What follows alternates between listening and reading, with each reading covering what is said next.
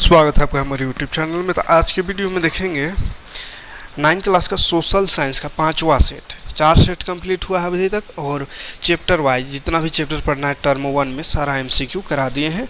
ना देखा हो तो प्ले लिस्ट पे जाइएगा। मॉडल पेपर का प्ले लिस्ट में सारा सब्जेक्ट का मॉडल पेपर मिलेगा और सब्जेक्ट वाइज प्ले लिस्ट बना हुआ है, जैसे class 9 science MCQ, math MCQ, इस तरह से करके उसमें सबका एमसीक्यू मिलेगा। ठीक है, डिस्क्रिप्शन में लिंक दे देंगे, वहाँ से आप जाके देख सकते हैं या डायरेक्ट आप चैनल में विजिट करके देख सकते हैं। तो चलिए, पहला क्वेश्चन है, फ्रांसीसी क्रांति किस शहर में शुरुआत हुई थी? तो फ्रांसीसी क्रांति पेरिस में शुरुआत हुई थी। मैं ही राजा हूँ और मेरे शब्द ही कानून है, यह कथन किस शासन का था? तो लुई 14वां का ये था, है ना, लुई 14वां, लुई 14। नेपोलियन बोनापार्ट के पिता का क्या नाम था? तो कार्लो बोनापार्ट नाम था नेपोलियन बोनापार्ट का बाप का। बास्तिल पर हमला कब हुआ था? तो बास्तिल पर हमला 1789 में हुआ था। फ्रांस की सबसे प्रसिद्ध महिला क्रांतिकारी कौन थी जिसे फांसी पर लटका दिया गया था? तो ओलंप दे गूंज, ये सबसे बड़ी प्रसिद्ध महिला क्रांतिकारी थी।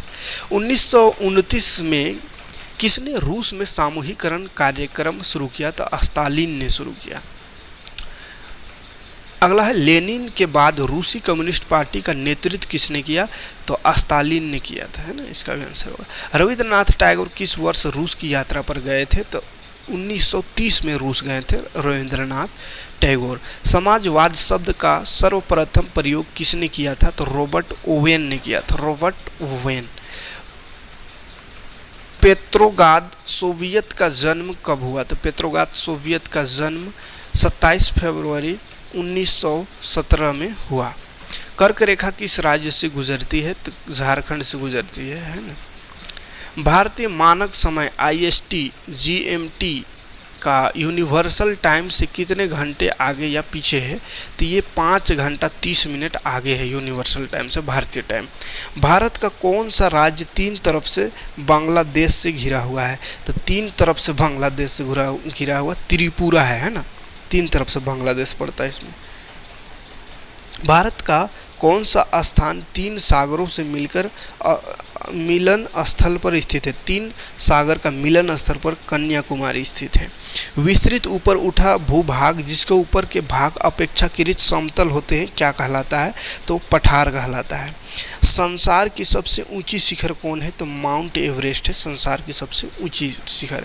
दक्कन ट्रैप के नाम से जाना जाता है किसको? तो प्रायद्वीप पठार को दक्कन ट्रैप के नाम से जाना जाता है। नर्मदा नदी का उद्गम कहाँ से है? तो नर्मदा नदी अमरकंटक से उसका उद्गम स्थान है। ब्रह्मपुत्र नदी को तिब्बत में क्या कहा जाता है? तो सांगपो कहा जाता है ब्रह्मपुत्र नदी को, है ना, जो आसाम का सबसे बड़ा नदी है उसको तिब्बत में सांगपो कहते हैं। तापी नदी किस सागर में जा गिरती है? तो तापी नदी जो है अरब सागर में गिरती है। पालमपुर में काम करने वाले कितने प्रतिशत लोग गैर कृषि कार्य में लगे हुए थे? तो गैर कृषि कार्य में 25% लोग थे। ये अर्थशास्त्र का क्वेश्चन आ रहा है। ठीक है, निम्नलिखित में कौन सा सबसे अधिक श्रम आधारित क्षेत्र है? तो कृषि सबसे ज़्यादा मेहनत का क्षेत्र है ये, है ना, श्रम मतलब सबसे ज़्यादा इसमें मेहनत का ज़रूरत पड़ता है। तो भारत में आधुनिक कृषि सर्वप्रथम कहाँ पर आरंभ की गई? तो पंजाब, हरियाणा, पश्चिमी उत्तर प्रदेश में आधुनिक कृषि सबसे पहले। अगला है, हरित क्रांति की शुरुआत कब की गई? हरित क्रांति की शुरुआत 1960 में हुई थी। मदर डेयरी कहाँ की एक महत्वपूर्ण सहकारी संस्था है? तो ये दिल्ली की सहकारी संस्था है।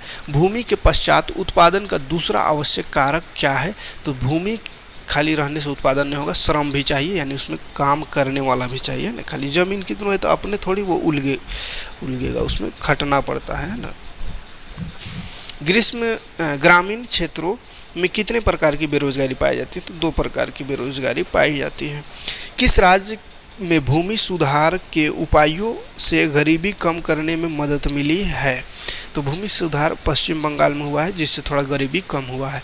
आर्थिक विकास की दृष्टि से निम्न में से कौन सर्वाधिक महत्वपूर्ण है? तो मानव पूंजी। आर्थिक विकास के लिए मानव पूंजी, इंसान नहीं रहेगा तो फिर विकास कहाँ से होगा? ठीक है, तो मानव पूंजी जो है, मानव को का होना जरूरी है। भारत में सूचना प्रौद्योगिकी में क्रांति किसके महत्व को रेखांकित करता है? तो मानव पूंजी के महत्व को वो रेखांकित करता है। लोकतंत्र के संदर्भ में कौन सा कथन सही नहीं है यानी सत्य नहीं है? तो लोकतंत्र के लिए इसमें सही नहीं होगा। लोकतंत्र मतभेदों और टकरावों को बढ़ाता है, ये सही बात नहीं है ना। लोकतंत्र क्या करता है?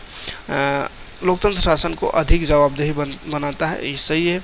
बेहतर निर्णय लेने का संभावना बढ़ाता है, ये भी सही है। नागरिकों को सम्मान बढ़ाता है, ये सही है, लेकिन चौथा सही नहीं है। सरकार का वह रूप जिसमें देश पर लोगों के लिए लोगों द्वारा शासन होता है क्या कहलाता है? तो देश पर लोगों के लिए लोगों द्वारा शासन क्या कहलाता है? तो लोकतंत्र कहलाता है। तो प्रजातंत्र हाँ प्रजातंत्र ठीक है, ध्यान सोचिए, राजतंत्र दे दिया है। प्रजातंत्र कहलाता है यानी लोकतंत्र जो प्रजा द्वारा लोगों द्वारा शासन चुना जाता है। आंग सान सूची को किस पुरस्कार से सम्मानित किया गया है? तो उसको नोबल शांति का नोबल पुरस्कार से सम्मानित किया गया है, लेकिन बेचारी का अभी तख्ता पलटवाल है। यूएन का कौन सा अंग देशों के बीच शांति और सुरक्षा के लिए जिम्मेदार है? तो सुरक्षा परिषद शांति और सुरक्षा के लिए जिम्मेदार है। बेरोजगार लोगों के लिए बेरोजगारी भत्ते की व्यवस्था करना किससे संबंधित है? निर्देशक तत्वों से संबंधित है। सरकार किसी भी धर्म का पक्ष नहीं लेगी, यह संविधान का कौन सा निर्देशित मूल्य है? तो धर्म निरपेक्ष है ना। आजकल उल्टा हो रहा है। किस देश को 1980 में अल्पसंख्यक गोरों के देश से मुक्ति मिली थी? दक्षिण अफ्रीका को। भारत का संविधान कब बना? तो 26 नवंबर 1949 को बना। लागू हुआ था 26 नवंबर 1950 को, बना था 26 नवंबर 1949। The long walk to freedom किसके द्वारा लिखित आत्मकथा है? तो नेल्सन मंडेला द्वारा लिखा हुआ है। भारत के संविधान का निर्माता कौन थे? तो संविधान निर्माता डॉक्टर भीमराव अंबेडकर थे। तो ये रहा 40 क्वेश्चन के सेट। उम्मीद है 40 क्वेश्चन समझ में आया होगा। वीडियो काम का होगा तो लाइक और कमेंट ज़रूर करिएगा। मिलते हैं नेक्स्ट वीडियो में नेक्स्ट सेट लेकर के। Thanks for watching.